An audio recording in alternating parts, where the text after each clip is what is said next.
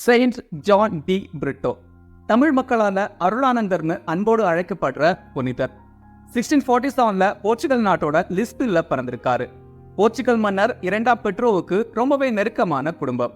சின்ன வயசுல அடிக்கடி நோய்வாய்ப்பட்டதால இவரோட தாய் இவர் உயிர் பழைச்சா இறைப்பணிக்கு அர்ப்பணிக்கிறேன் அப்படின்னு புனித சவேரியார் கிட்ட வேண்டியிருக்காங்க.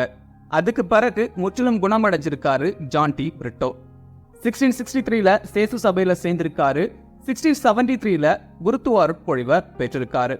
ஞானமும் அறிவும் நிறைந்தவரா இருந்ததால பேராசிரியரா நியமிக்க விரும்பியிருக்காங்க. ஆனா ஜான் டி பிரிட்டோ புனித சவேரியாரை போல இந்தியா வந்து நற்செய்தி பணி ஆற்றுவதுல உறுதியா இருந்திருக்காரு. 1678 இந்தியாவோட கோவால வந்திறங்கியிருக்காரு.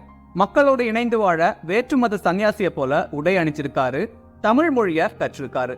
தன்னோட பேரை அருளானந்தர்னு மாற்றியிருக்காரு. மதுரை மிஷனை மையமா கொண்டு தட்டுவாச்சேரி, தஞ்சாவூர், ராமநாதபுரம் ஆகிய இடங்கள்ல நற்செய்தி பணி ஆற்றியிருக்காரு. பல மக்கள் மனம் மாறி கிறிஸ்தவர்களா மாறியிருக்காங்க. இதனால கோபமடைந்த குறுநில மன்னர்கள் இவரை கைது செஞ்சு சிறையில் அடைச்சு சித்திரவதைகள் செஞ்சிருக்காங்க. ஆனா இவரோட இறை அற்புதங்களுக்கு பயந்து இவரை விடுதலையும் செஞ்சிருக்காங்க. ஒரு கட்டத்துல மன்னர் இரண்டாம் பெட்ரோவோட அழைப்பை ஏற்று போர்ச்சுகல் போயிருக்காரு அருளானந்தர். அங்க மன்னர் தனக்கு ஆலோசகராக இருக்க கேட்டு அதை மறுத்து மறுபடியும் இந்தியா வந்திருக்காரு அருளானந்தர். இந்த தடவை ரொம்ப தீவிரமா நற்செய்தி பணி ஆற்றியிருக்காரு. இறுதியா கைது செய்யப்பட்டு சிறையில் அடைக்கப்பட்டிருக்காரு.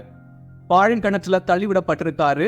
பாறைகள்ல உருட்டப்பட்டு சித்திரவதைகள் செய்யப்பட்டிருக்காரு.